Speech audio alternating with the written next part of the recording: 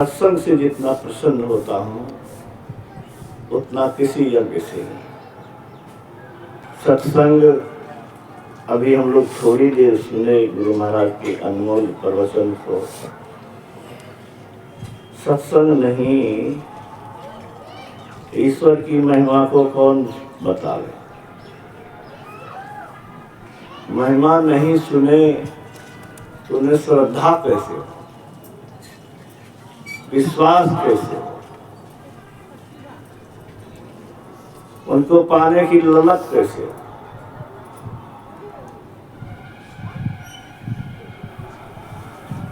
ललक ही न हो तो प्राप्ति कैसे हो, प्राप्ति नहीं हो तो दुख में पड़े रहो।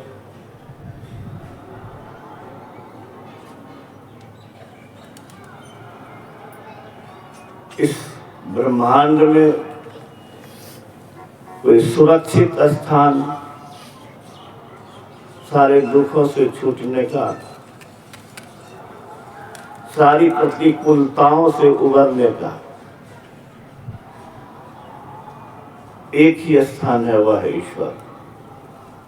उनका व्यक्त रूप है संत।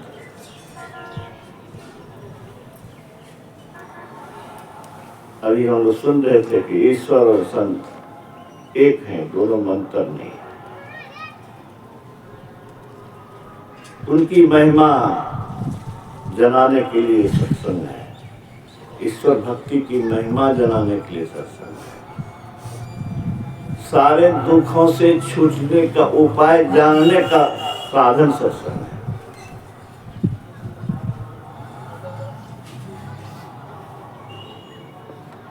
सत्संग समस्त रोगों का इलाज है, समस्त तापों का इलाज है, सारे कष्टों का इलाज सत्संग के माध्यम से ही संभव है। भौतिक दुख, मानसिक दुख, समस्त दुखों को नष्ट करने का ज्ञान अगर मिलता है तो सत्संग मिलता है।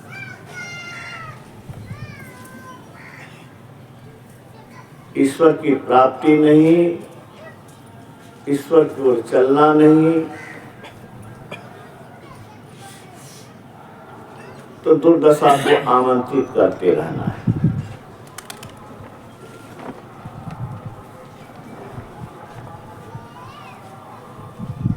सत्संग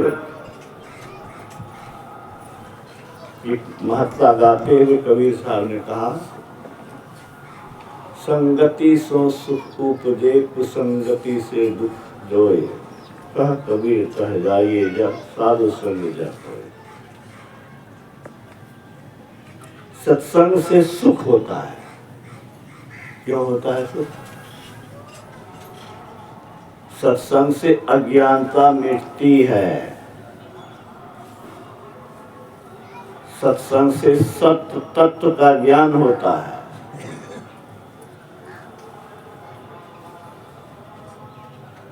अज्ञानता जब तक है तब तक हम अकर्म कर्म करेंगे। जो निषिद्ध कर्म है, जिस कर्म से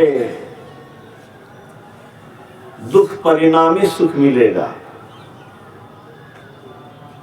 उस कर्म से बचने की का विचार सत्संग में ही होता है। अज्ञानता समस्त क्लेशों का मूल है। कौन ज्ञान? कौन किस ज्ञान का अभाव? आत्मज्ञान का अभाव ही समस्त क्लेशों, आपदाओं का कारण है। हम अगर अपने जीवन को नारकीय बनाए हुए हैं, इस शरीर रूप कारागार में फंसे हुए हैं, तो इसीलिए कि स्वयं का ज्ञान नहीं है, आत्मा का ज्ञान नहीं है। आत्मज्ञान विहीन मानव उस बच्चे की तरह है जो बैलून को पाकर खुश होता है। बच्चे कुछ खेल खेलते हैं तो हम लोग आनंद लेते हैं कि क्या क्या कर रहा है, कुछ नहीं मिलने वाला है, लेकिन उसी में वो मस्त है, उसी में वो खुश हो रहा है। कुर्सियों को जोड़ दिया तो नीचे से घुसक रहा है, उधर से पकड़ रहा है, इधर से छिप रहा है, क्या मिलने वाला है। हम लोग हंसते हैं।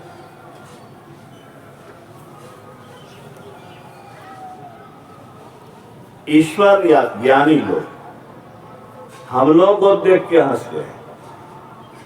क्या देख के हंसते हैं? ये कौन चीज के लिए बाप बाप कर रहा है?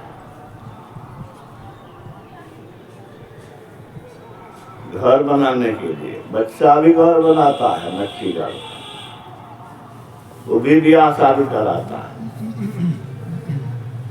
हम लोग भी खिलौना के तरह संसार का उपभोग कर रहे हैं या फंसे हुए हैं, किर्रा कर रहे हैं। शून्य थे, अबोध असहाय बन के आए थे। मलमूत्र पड़े रहना तब तक जब तक कि माता उठा न ले, कोई ज्ञान नहीं। और फिर वृद्धावस्था की ओर चलना, बीच में विषय वासना के भ्रामक सुख के पीछे लगे रहना, असहाय अवस्था में जाना, फिर सुध बुध खोना, तड़पते हुए दुनिया से कष्ट भोगते हुए जाना। आवागमन सम दुख दूजा है नहीं जग में कोई, इसके निवारण के लिए प्रभु भक्ति करनी चाहिए। इन समस्त दुखों से उबरने का एकमात्र उपाय सत्संग है।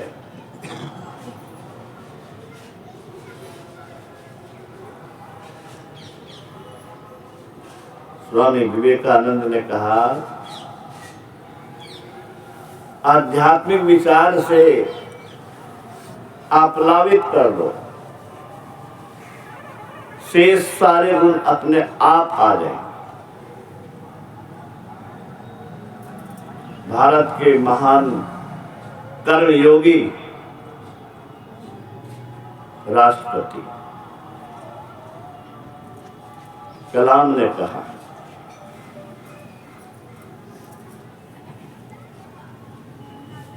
पंद्रह वर्ष तक की उम्र तक आध्यात्मिक संस्था और अभिभावक दोनों बच्चे को अच्छे नागरिक बनाने के लिए शास्त्रीय विद्या सिखाते, अन्यथा अच्छे नागरिक नहीं बन सकते। उन्होंने बचपन में ही गीता पढ़ा, सुना, समझा और पेपर बेच करके कमाई करके पढ़ने वाला भारत का राष्ट्रपति बना।